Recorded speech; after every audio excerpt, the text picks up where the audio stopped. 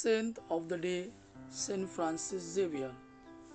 Saint Francis Xavier was a Navarrese-based Roman Catholic missionary born in the Kingdom of Navarre on April 7, 1506. His father was a privy councillor and finance minister to King John III of Navarre. He was the youngest in his family and resided in a castle which still partially stands today and is in the possession of the Jesuit order. As the young Francis grew, he was surrounded by war. Navarre was the target of campaign by King Ferdinand of Aragon and Castile, and the kingdom was eventually conquered. When the war stopped and Francis came of age, he was sent to study at the University of Paris. While there, he roomed with his friend Peter Fabry. The pair met and were heavily influenced by Ignatius of Loyola, who encouraged Francis to become a priest. In 1530, Francis Xavier earned his master's degree and went on to teach philosophy at the University of Paris. On August 15, 1534, Francis Xavier, along with Peter Fabry and several other friends, made vows of poverty, chastity, and obedience. The man planned to travel to the Holy Land to convert non-believers. Francis Xavier started a study of theology that same year and was ordained on June 24, 1537.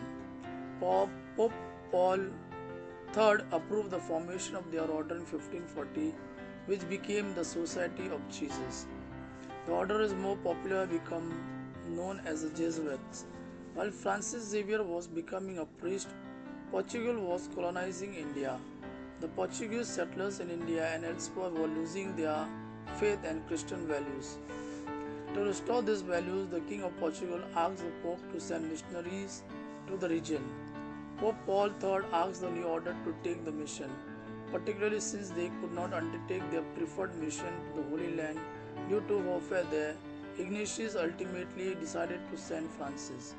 Francis Xavier left for India in 1541 on his 35th birthday. As he departed, he was informed that the Pope anointed him to be the papal nuncio in the East. A papal nuncio is a diplomat who takes up the permanent residence in another country to formally represent the church there. He arrived in the region and colony of Goa, India on May 6, 1542. Although Goa had churches and even a bishop in the Portuguese colony, there were few people to preach and minister to the Portuguese, especially outside the walls of the city. A major problem Francis quickly recognized was the nature of people and their intention. Many sailors and settlers were former prisoners who had been recruited from Portuguese jails or were fleeing mistakes they made back home. None of them came to spread or live virtuous life. Instead, they came to escape Portugal, find adventure, or to make fortunes. Still, they settled and made families. Xavier ministered first to the sick and the children. Then he learned about the native people of the Pearl Fishery Coast, which had been baptized a decade earlier, but were never taught their faith. Xavier began ministering to them. He spent 3 years among them, but was often embarrassed by the conduct of his Portuguese countrymen who were already Catholic but frequently misbehaved. Xavier built 40 churches for the people of the Pearl Fishery Coast. Xavier encountered difficulties in mission because he usually worked to convert the people first instead of their leaders. Xavier eventually decided to travel to Malacca and Maluku Island to evangelize the people there. He spent about 2 years in the region, and while in Malacca, a Japanese man named Anjiro caught up with him. Anjiro was accused of murder in Japan but had managed to flee. Learning about Xavier, he decided to find Xavier and tell him about Japan, which he did. Xavier converted Anjiro to Christianity, making him the first Japanese convert to Christianity. Xavier returned to Goa for about a year to attend to his official responsibility, but he was very interested in visiting Japan. In 1549, he finally departed for the country, arriving in July of that year. The local daimyo warmly, warmly received Xavier but forbade his subjects from converting to Christianity. In addition to the legal obstacles, Xavier found language to be a barrier. Japanese language was different than any other he had previously encountered. Xavier was surprised to find that his poverty was a barrier to his communication. Poverty was not respected in feudal Japan as it was in Europe, so Xavier was compelled to change strategy. On one occasion, when meeting with local prince, Xavier arranged to be finely dressed and for his fellow missionaries to wait on him. He had gifts from India delivered to him. The chariot had the desired effect and improved his reputation. Xavier finished his work in Japan for the time and decided to return to India with a stop in Goa.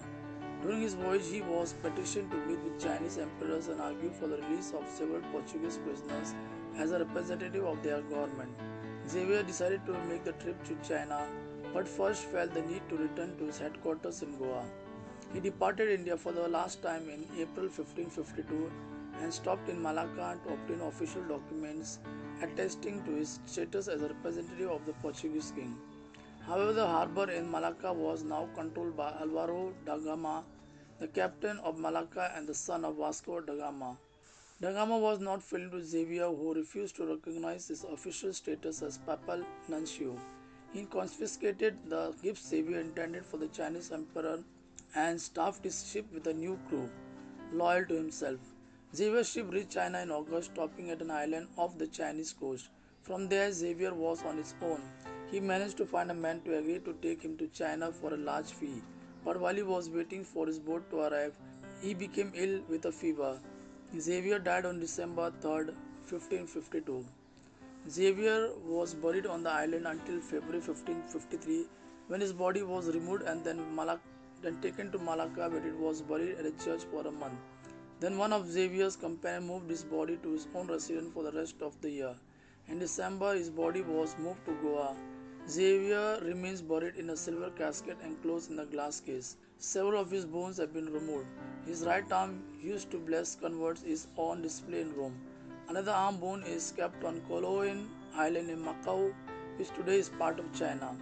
Xavier was beatified by Pope Paul V on October 20, 1619 and canonized by Gregory XV on March 12, 1622 at the same ceremony as Ignatius of Loyola. He is the patron of Catholic missions and his feast day is on December 3rd.